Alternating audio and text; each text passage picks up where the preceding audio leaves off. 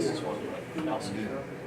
morning, everyone. For the last time, you guys are the 18 hanging on to the end here. We certainly appreciate it. You stayed best for last, so that's how we rounded this out. As you can tell, we're here today this morning for response to gun violence. Readi Chicago, a community research partnership to reduce gun violence. So I'm very excited to introduce our presenters to you this morning. We have Marilyn Breeden from DCJS, OPCA, Michelle Clark, and Max. I'm going to butcher your last name, so I'm not even going to try it, but I'll let you take that. They are here to talk to you about this wonderful program this morning. They will take questions towards the end if you have them. I'll come around with a microphone. I'm going to let them take it away so we can finish out the symposium. Thank you very much, Jules. Good morning, everyone. Good morning. Thanks for sticking in and staying through Friday's last presentations. I'm thrilled to see so many people here. And my name is Michelle Clark. I'm from DCJS. Thank you for coming. This is the response to gun violence for our Chicago Community Research Partnership to reduce gun violence.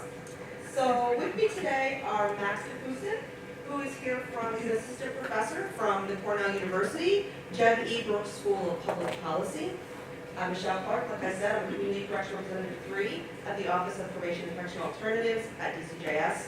And my colleague Marilyn Breeden, who is a Community Correctional Representative 2 at the Office of Probation and Correctional Alternatives, also at DCJS. Marilyn and I work with programs that use cognitive behavioral interventions and employment readiness programming as required services for moderate to high-risk individuals through employment-focused services programs, DCJS-funded programs. And our unit within OPCA is called the Vocation, Education, Employment, and Reentry Unit. We oversee 20 county reentry task forces throughout New York State, as well as 18 currently funded employment-focused services programs. So our main goal for this presentation is to share with you a scalable program that you're going to hear about in a little bit to address gun violence. There are many out there, but we can always use more. We'll also be sharing information on local resources to help at-risk and justice-involved individuals locate vocation, education, and employment programs. As we know, education and satisfying work are very important contributors to success for justice-involved individuals. By the end of this presentation, we are going to be able to discuss at least 2 potential community resources in your jurisdiction to assist gun-involved individuals in obtaining employment. And we're going to understand the evidence on how behavioral programming combined with a job can help reduce gun violence. So I'm going to turn over to Marilyn to go over a few slides with you on community resources. Thank you, Michelle. Good morning, everyone. So before we get into Readi Chicago, we want to talk a little bit about community resources in New York State. Michelle and I teach programs and probation departments about our work. It is important that we connect justice-involved individuals to education, vocation, and employment programs, as we know that employment, or lack thereof, is connected to recidivism. Community resources essentially help to bridge the gap between antisocial, criminal behaviors, and pro-social behaviors. Okay, so by a show of hands, how many of you are familiar with any of these resources? Oh, okay.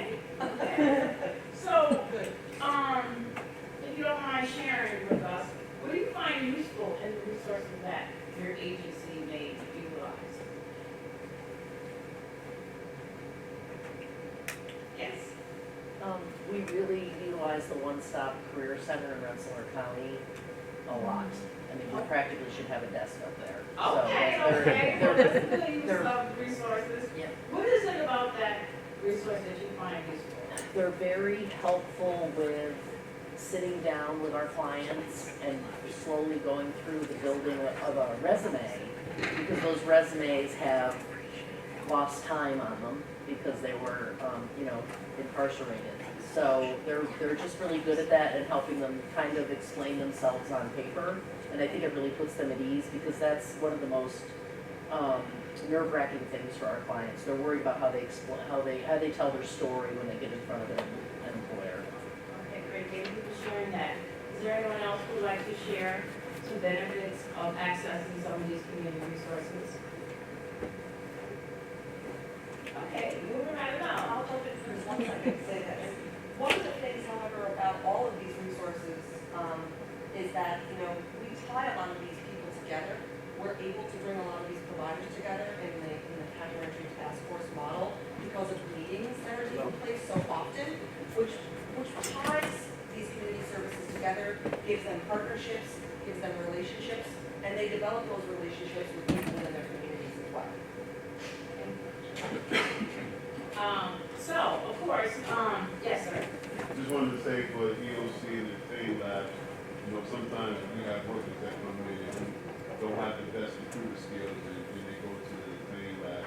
And for the EOC, we have a good partnership with we send participants to the EOC for the classes as well. Thank you for that.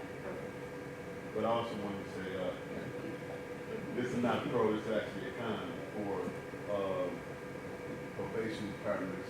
We was talking about it, and a lot of times, or parole officers, they have resources and kind of be selective with who they share these resources with. And that's a struggle for us when we know when we got to try to challenge these people, clients we're working with, to go in and ask for these training that they provide. Understood. So thank you for that, because that actually is a perfect segue into our next portion, which is about the education and vocational resource tool that DCJS has developed. And it's actually on our public website, and it's called the DCJS Vocation and Educational Resource Map. This map aims to provide the professionals in the probation, community corrections, and alternative to incarceration fields with information about vocational and educational programs to assist justice-involved individuals. This resource map consists of 10 layers, which include Access VR, Department of Labor Career Centers, Job Corps, Youth Build, Conflict Resolution, and advocacy services and literacy programs. Items such as apprenticeships, internships, and education programs are also included. So this is an additional resource, sir, that may be useful to you. So this is part of what is going on here today, where we are actually sharing information and partnership to help to increase those skills. Excellent link you can provide afterwards and have information so that you can see these public, it's on the DCJS website, all that those resources for both educational and partnerships, etc. So New York State invests almost $8 million to jurisdictions who have demonstrated a need to deliver employment-focused services programs. DCJS funds 18 employment-focused services programs in the following counties: Albany, Cayuga, Chautauqua, Dutchess, Erie, New York, Monroe, Nassau, Niagara, Oneida, Onondaga, Orange, Seneca, and Schenectady. These programs are designed to serve moderate to high-risk individuals as well as those with moderate to high employment needs.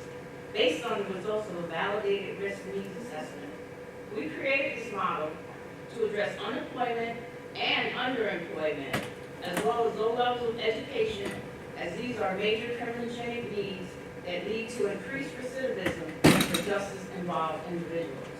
As research shows, the use of these cognitive behavioral interventions increase participants' pro-social engagement and it reduces recidivism. We require that all EFS participants engage and complete CBI as part of that program. Programming costs for these EFS programs range from $5,000 to $10,000 per participant. The high end cost usually means the agency provides transitional employment, which is costly but very beneficial